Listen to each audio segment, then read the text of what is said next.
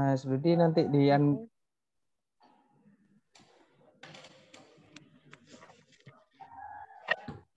Oke, saya mulai. Saya sebagai tim pemerintah penutup pertama, saya akan mulai narasi saya. Dimulai dari 3, 2, 1. Dari tim penutup pemerintah pertama, saya memastikan akan diberikan secara proporsional kepada prodi-prodi tertentu tentang subsidi prodi tertentu. Jadi dengan pemberian subsidi, maka prodi itu akan meningkat. Dari subsidi itu akan memberikan alat-alat untuk prodi tersebut, seperti prodi teknik, salah satunya. Jadi alat dari subsidi tersebut akan dibelikan alat-alat baru yang lebih canggih, sehingga nanti mahasiswa yang sudah lulus dari prodi tersebut tidak akan terkejut atau kaget terhadap teknologi-teknologi terbaru yang ada di perusahaan atau di industri yang ada di Indonesia. Terus dari subsidi tersebut, prodi itu akan mengupayakan laboratorium, workshop yang ada di prodi tersebut, sehingga dengan adanya subsidi tersebut, prodi-prodi tersebut akan mengupdate atau membuat lab yang lebih canggih lagi atau lebih dari sebelumnya. Terus dari subsidi tersebut juga bisa meringankan biaya mahasiswa.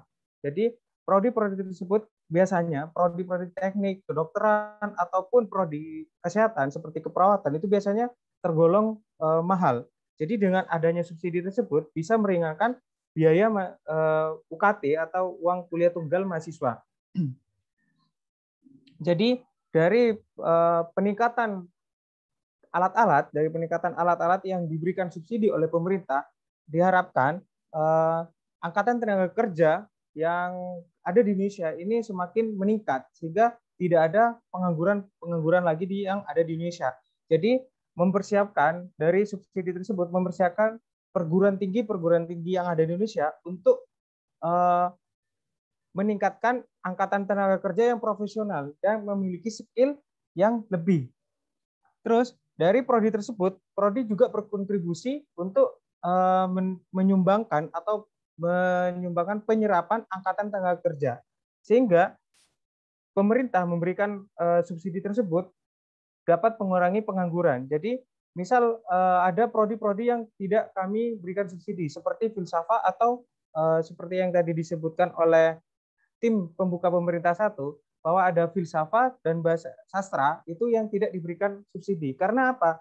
Mereka itu tidak membutuhkan peralatan ataupun alat-alat yang perlu dan yang mahal. Jadi mereka cukup memberikan teori, tidak perlu alat-alat yang seperti teknik lakukan, tidak perlu alat-alat yang mahal, sehingga tidak perlu diberikan subsidi. Namun dari prodi tersebut, dari prodi sastra ataupun filsafat sebagai contoh, dia tidak akan mengurangi penyerapan angka tenaga kerja atau tidak akan menjadi pengangguran karena tidak mendapatkan subsidi dari pemerintah. Nah, dari subsidi tersebut, prodi yang mendapatkan subsidi seperti yang saya sebutkan tadi, kelebihannya maka akan mengupdate labnya dan memberikan workshop yang lebih dari sebelumnya. Terus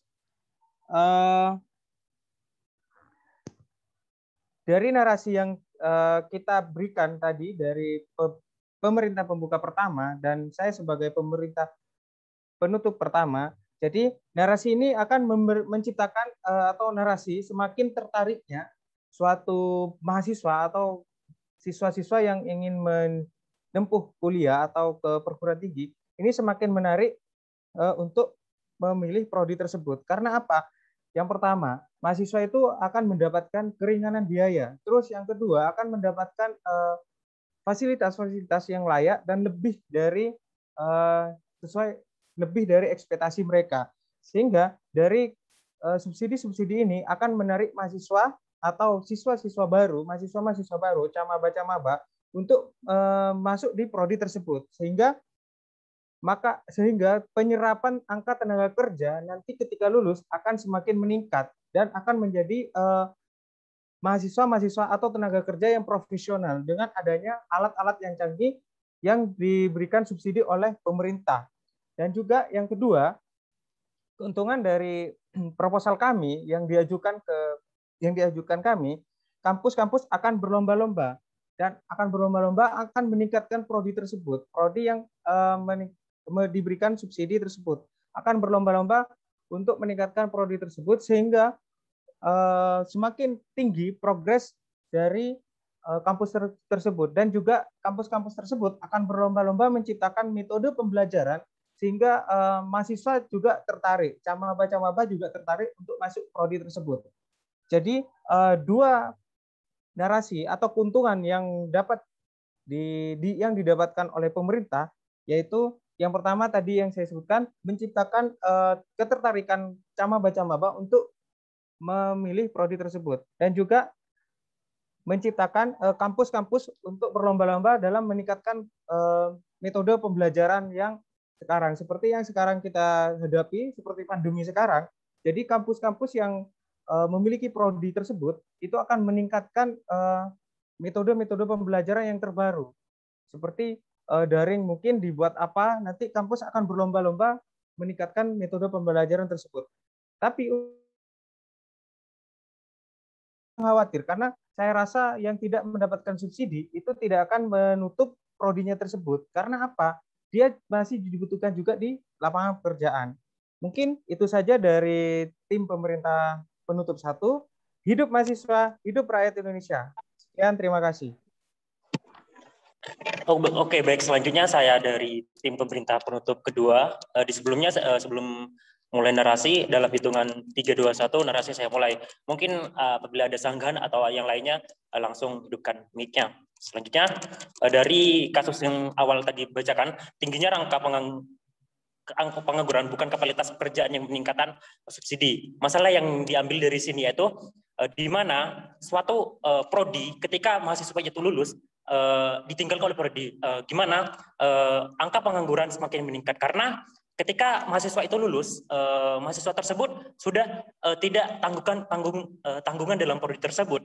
Jadi bagaimanapun mahasiswa tersebut harus mempunyai skill-skill yang mereka dipelajari saat di kampus. Seperti ketika dia mempunyai skill nursing planner kayak perawat penjualan atau perawat buka praktek itu dan lain sebagainya. Dan di sini saya akan menjelaskan tata cara menanggulangi atau menyikapi pengangguran yang terdapat di Indonesia. Yang pertama, menjalankan bursa tenaga kerja atau di mana pengangguran yang pertama yaitu menjalankan bursa atau tenaga kerja atau job fair. Bursa tenaga kerja ini merupakan tempat yang mempertemukan antara pemberi kerja dengan pencari kerja. Dengan melakukan cara ini, para pencari kerja tidak akan kesulitan lagi dalam mendapatkan informasi lowongan kerja yang sesuai dengan potensinya atau sesuai dengan skill yang mereka punyai sebelum sebelum lulus dari mahasiswa. Maksudnya gitu. Setiap pekerja akan diisi oleh sumber daya manusia yang sesuai di bidangnya. Pencari kerja tinggal melakukan sistem seleksi atau menentukan pihak yang lain diterima atau mengisi posisi yang ditawarkan. Adanya bursa kerja memang salah satu penanganan perintah untuk merekrut lulusan terbaru dari berbagai lapangan kerja yang tersedia. Bursa kerja ini tentunya dapat memberikan jumlah lapangan kerja untuk banyak orang. Hal ini memang sangat mampu dalam mengatasi segala permasalahan mengenai permasalahan kerja atau masalah orang yang mengalami pengangguran. Terus selanjutnya yaitu memberi pelatihan kerja, di mana pelatihan kerja ini merupakan salah satu cara mengatasi pengangguran yang efektif dilakukan di Indonesia. Banyaknya masyarakat usia produktif atau mempunyai suatu potensi yang baik, hal ini harus dimanfaatkan dengan memberikan pendidikan yang berkualitas hingga tingkat perguruan tinggi. Program pelatihan juga diperlukan untuk orang-orang yang ingin mengembangkan keterampilan atau hobinya. Seperti seseorang ingin menjalankan hobinya sebagai mahasiswa aktif dalam bengkel itu nanti membuka usaha sendiri, yaitu membuka usaha bengkel itu maksud saya. Program dapat menciptakan peluang untuk mencetak pekerja yang memadai, baik dari segi kuantitas maupun kualitas.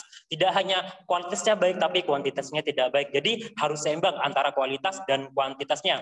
Pemerintah juga harus mengarahkan mereka untuk berwira swasta untuk membuka lapangan kerja sendiri. Jadi kita sebagai mahasiswa nanti ketika kita lulus dari prodi kita tidak tidak fokus dalam satu pekerjaan atau dalam satu jurusan kita. Seperti saya sebagai perawat, saya fokus dalam kerjaan perawat. Jadi tidak harus begitu. Jadi harus ada kerjaan sampingan atau sebagai kayak jual beli HP online atau lain sebagainya. Yang kedua yaitu meningkatkan mutu pendidikan. Yang ketiga maksud saya, mohon maaf, cara mengatasi pengangguran selanjutnya adalah meningkatkan pendidikan. Kalau semakin tinggi mutu pendidikan Indonesia, maka akan membuat negara kita lebih maju. Tentu dengan mutu pendidikan yang bagus, maka akan membuat sumber daya manusia yang berkualitas bagus. Pendidikan dapat dilakukan untuk menghasilkan generasi-generasi penerus bangsa yang potensial dan merupakan salah satu hal yang sangat penting. Hal ini harus diperhatikan pemerintah dalam mengatasi pengangguran. Untuk poin keempat, meningkatkan jiwa kewirausahaan mereka yang sebagai alumni mahasiswa. Selanjutnya seperti yang telah kita singgung sebelumnya, cara mengatasi pengangguran yang juga sangat efektif adalah meningkatkan jiwa kewirausahaan mahasiswa tersebut atau skill-skill yang mereka punya. Hal ini juga dapat dilakukan sejak dini, dimulai dari sejak mahasiswa. Hal tersebut tentunya disebabkan karena apabila setiap orang sudah memiliki sikap kewirausahaan, maka tidak perlu bingung apalagi lapangan pekerjaan yang kurang. Jadi ketika mahasiswa sudah mempunyai sikap atau segmen atau punya pikiran kewirausahaan, mereka ketika lulus dari kampus tidak akan sibuk harus kerja di mana. Jadi itu manfaatnya. Dengan jiwa kewirausahaan ini yang dimiliki tentunya akan membuat setiap orang mandiri ataupun bisnis sendiri, sehingga dapat memberikan lapangan pekerjaan bagi setiap orang lain. Terus yang terakhir, maksudnya yang poin 5, informasi lowongan kerja. Mengenai lowongan kerja juga sangat penting sebagai cara pengisi pengangguran. Saat ini sudah begitu banyak media untuk mengatur lowongan kerja di media sosial, baik di media cetak maupun di media elektronik. Cara mengatasi pengangguran dengan memberikan informasi setiap kali ada lowongan pekerjaan yang harus dilakukan.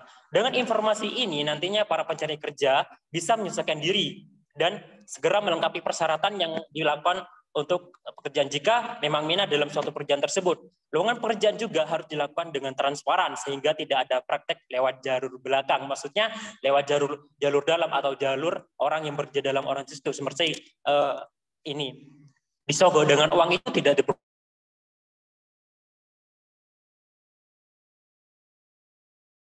Teknis gaji menjadi sangat penting bila kita membahas cara mengatasi pengangguran. Hal ini terjadi karena bila terlalu banyak jumlah pendudukan di suatu daerah, hal itu juga akan membuat lapangan pekerjaan menjadi penuh ataupun bahkan kekurangan lapangan pekerjaan.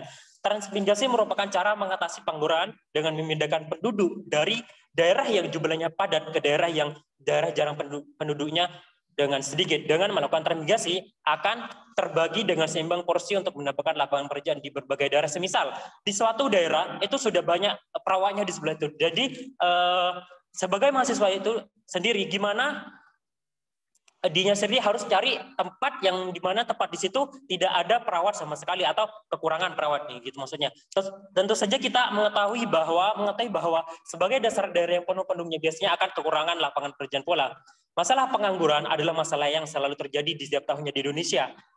Adanya permasalahan pengangguran akan membuat sebagai besar atau orang itu permasalahan berkaitan dengan permasalahan psikologis, kemiskinan atau kriminalitas. Oleh karena itu, dengan cara mengatasi pengangguran yang telah dijabarkan dari atas yang sudah saya tentukan, kita dapat setidaknya mengurangi permasalahan pengangguran yang selalu menghantui kita setiap tahunnya. Mungkin itu yang dapat saya sampaikan dari tim pemerintah penutup kedua. Mohon maaf bila kesalahan. Hidup mahasiswa, hidup rakyat Indonesia.